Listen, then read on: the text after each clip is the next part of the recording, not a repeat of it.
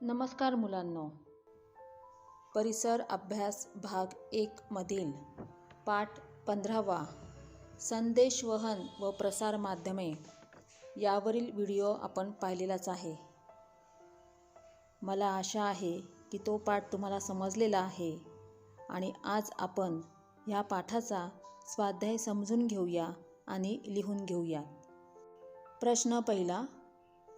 पुढील प्रश्नांची एका वाक्यात उत्तरे लिहा. प्रश्न पहिला. संदेशवहन म्हणजे काय? उत्तर.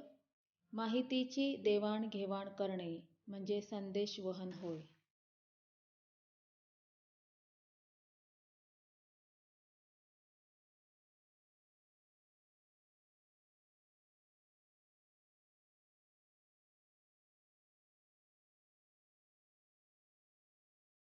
प्रश्न दुसरा. भारतात आधुनिक पद्धतीने संदेशवहन करण्यासाठी मुख्यतः कशाचा वापर केला जातो? उत्तर. भारतात आधुनिक पद्धतीने संदेशवहन करण्यासाठी मुख्यतः कृत्रिम उपग्रहांचा वापर केला जातो.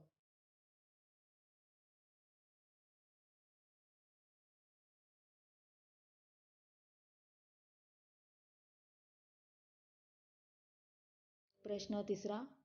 प्रसार माध्यमांचा अतिरेकी वापर केल्यामुळे कोणते विकार उद्भवतात?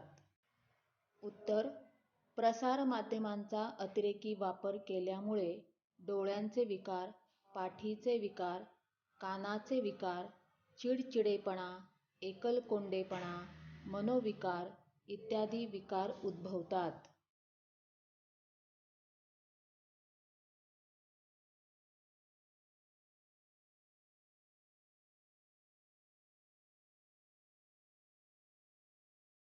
प्रश्न चौथा. प्रसार माध्यमांद्वारे कोणत्या मूलभूत गरजांची जाणीव जागृती होऊ शकते?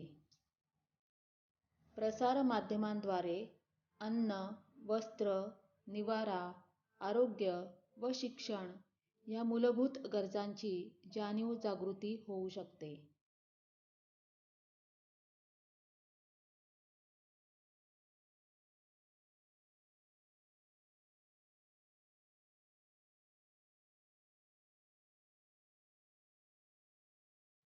प्रश्न पाचवा. दूरध्वनीच्या वापरापूर्वी संदेश पाठवण्यासाठी कोणत्या साधनांचा वापर केला जात असे? उत्तर. दूरध्वनीच्या वापरापूर्वी संदेश पाठवण्यासाठी पत्र, तार इत्यादी साधनांचा वापर केला जात असे.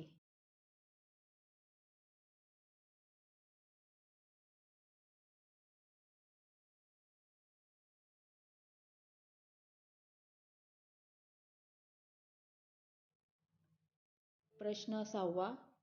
प्रसार माध्यमांची नावे लिहा.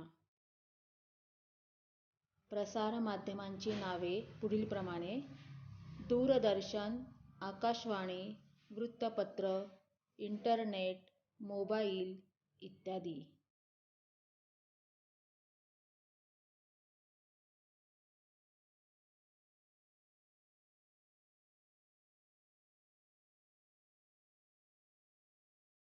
प्रश्न सातवा. नैसर्गिक आपत्तींची नावे लिहा. नैसर्गिक आपत्ती पुढीलप्रमाणे: वादळे, त्सुनामी, भूकंप, पूर इत्यादी.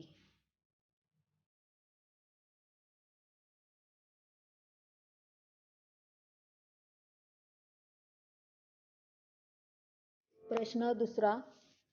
पुढील प्रश्नांची थोडक्यात उत्तरे लिहा. प्रश्न पहिला. प्रसार माध्यमांचे शैक्षणिक उपयोग लिहा. उत्तर. प्रसार माध्यमांचे शैक्षणिक उपयोग पुढीलप्रमाणे आहेत. 1. दूरदर्शन व आकाशवाणीवरून प्रक्षेपित होणारे विविध कार्यक्रम आणि वृत्तपत्रातील विविध बातम्या यांद्वारे भौगोलिक, आर्थिक, शेती, उद्योग, व्यापार, राजकीय, क्रीडा, कला, साहित्य, पर्यावरण, पर्यटन इत्यादी प्रकारांची माहिती मिळते. त्यामुळे अभ्यासक्रमातील विविध घटकांचा सखोल अभ्यास करता येतो.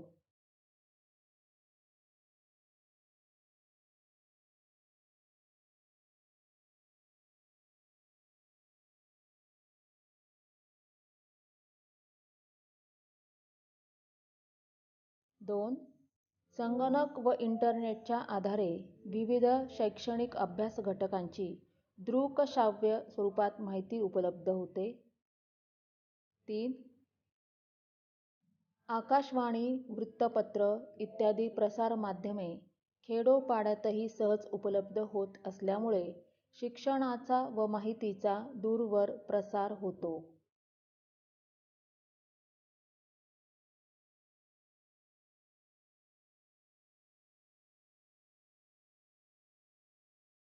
प्रश्न दुसरा, इनसॅटची माहिती लिहा.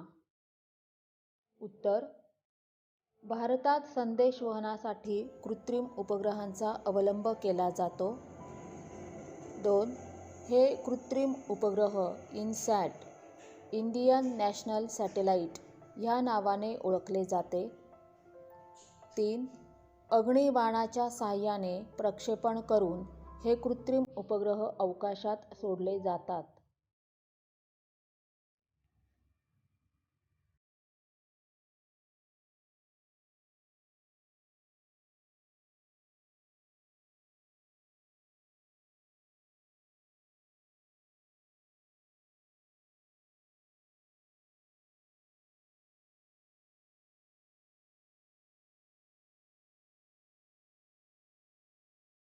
प्रश्न तिसरा, प्रसार माध्यमांचे चांगले परिणाम लिहा. उत्तर: प्रसार माध्यमांचे चांगले परिणाम पुढील प्रमाणे आहेत. 1. प्रसार माध्यमांच्या आधारे दूरवरील व्यक्तींशी संपर्क साधता येतो. 2. अत्याधुनिक प्रसार माध्यमांद्वारे माहिती मिळवण्यासाठी व माहिती देण्यासाठी लागणाऱ्या वेळेची व श्रमांची बचत होते. 3. दूरदर्शन, आकाशवाणी, वृत्तपत्र इत्यादी प्रसार माध्यमांच्या आधारे पर्यावरण, स्त्री-पुरुष समानता, स्वच्छता इत्यादींबाबत संवेदनशीलता वाढवता येते.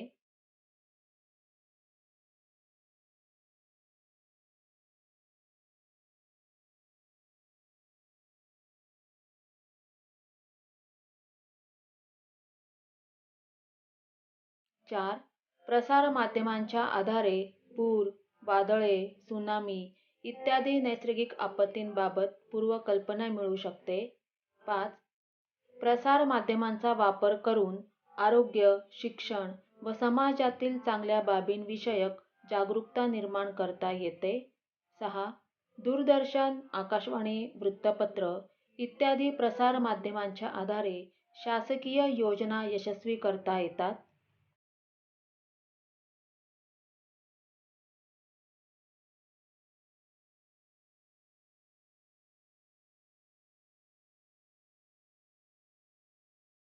7.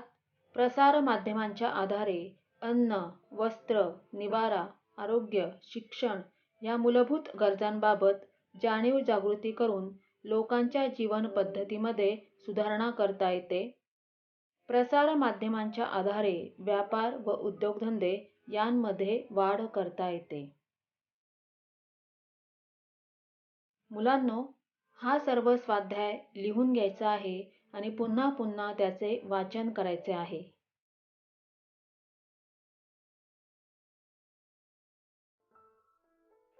धन्यवाद.